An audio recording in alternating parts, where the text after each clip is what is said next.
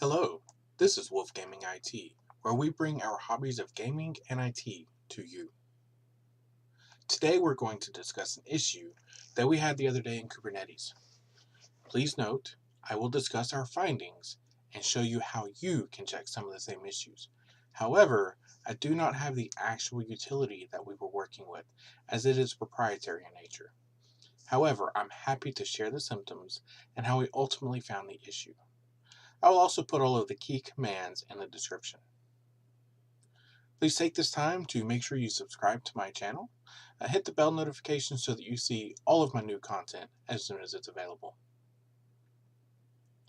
So the issue that we're working with, we have a third-party C++ binary that aggressively uses multithreading. Normally, this is viewed as a good thing, and everything went well with our initial testing in Docker containers. I loaded the container into Kubernetes, and we had a severe drop in performance. The application went from 6 minutes to process 10 files to 96 minutes to process the same 10 files. We did some heavy searches in Google and worked with the developers to try to figure out where the issue lied. After nearly 2 days of working on this issue, we finally found the culprit and we were able to come up with a fix. Many questions are asked early on. One of which, how many CPU cores can the Docker container see? We're going to log into a container and we're going to demonstrate how to find this out. So we look in Kubernetes and we log into our container.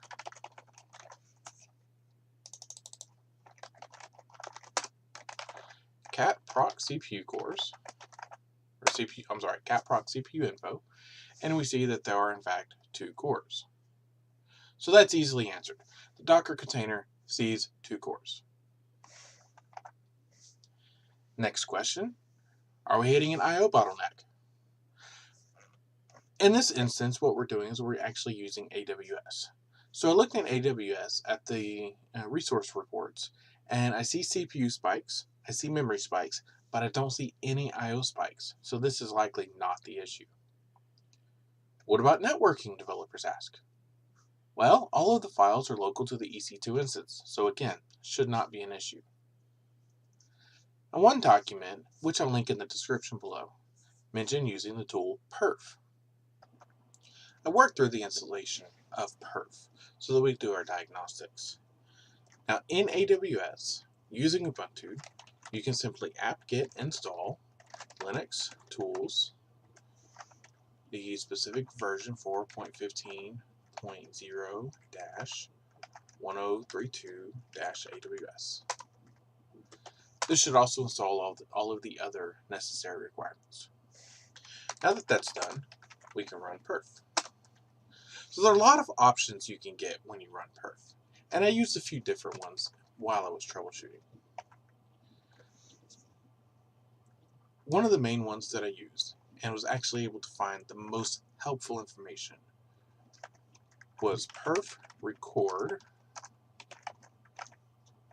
minus capital F99 minus AG. Now what we're doing now is we're just recording things. During this process, I went ahead and ran my utility for approximately 10-15 minutes of the 96 minutes that it normally runs. So once you're finished collecting your data, you cancel, and then you do a perf report. Now the perf report shows you everything that's going on in the system. Okay. Now what we found really interesting was that we actually had a lot of these swapper and do idles. Idle calls. We also found a bunch of calls for CPU IRQ. This was very interesting to us because we were actively using the CPU. So this led us to a diagnostics of some type of CPU resource contention. We added a bunch of debugging into the application code so that we could try to figure out why we were getting CPU contention and where we were getting CPU contention. What we eventually found in Kubernetes was that some of the kube system pods have a CPU resource request configured. Now you can get that information by looking at your notes.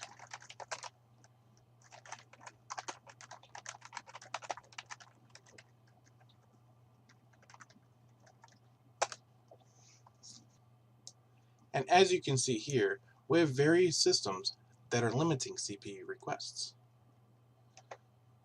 Down here we have CPU 50% utilized. Now understand, this is a small system. It's only got 2 CPU cores. Now 2 CPU cores is the equivalent of 2,000 milli CPU requests. These services are configured with 100, 100, 250, 200, 100. They all add up to 1,000. So it's essentially requesting one whole CPU. So what was happening was our application was seeing 64 cores, was trying to grab and use all 64 cores. However, the kube system was configured to where it would not release 1,000 milli CPU requests. This caused our application to encounter a CPU resource contention. So what we ended up doing is we modified our deployment of the Docker container so that we could actually set a limit on the CPU requests. Now in my example, I have an Ubuntu container. This container currently has no limitation on it. We can see up here as well, the default Ubuntu ES container has 0% requests. Now what this means is it is completely wide open. It can use as much CPU as available. However, in this specific instance, it uses too much. So what we do is we modify our deployment file. We come down here and we add resources. We add requests. And we add CPU. We set that to 500 M. Now the reason I'm setting this to 500 M is I don't want to allocate all of the CPU resources. Since I'm already using 1,000 out of 2,000 available, I'm going to set this one to 5,000. This obviously will differ depending on what your exact configuration is, how many CPU cores you have, how much you need limited elsewhere. In my example, I used, I believe, 93% of the available CPU resources on this specific application, which allowed it to run extremely fast in the way we're expecting. It was slightly slower than regular Docker, but it's fast enough to suit what we needed. So now we're going to apply this configuration. So now we check our container, and we see that it is in fact completed and running.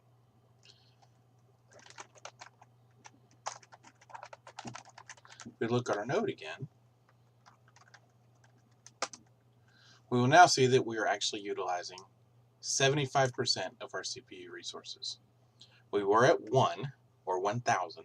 Now we're at 1,500 milli CPU requests. We also see up here that our Ubuntu container is using 500 milli CPU requests. What this does is it tells the application and it tells the container that you cannot use more than this amount of CPU, and that should help your application run better and more smoothly. It did in fact resolve the issue for us. While this may be an edge case, this was definitely a fun issue to troubleshoot, and hopefully our result will help decrease your troubleshooting time. Thank you for tuning in, and remember, don't forget to subscribe to our channel. You get all of our gaming and IT updates.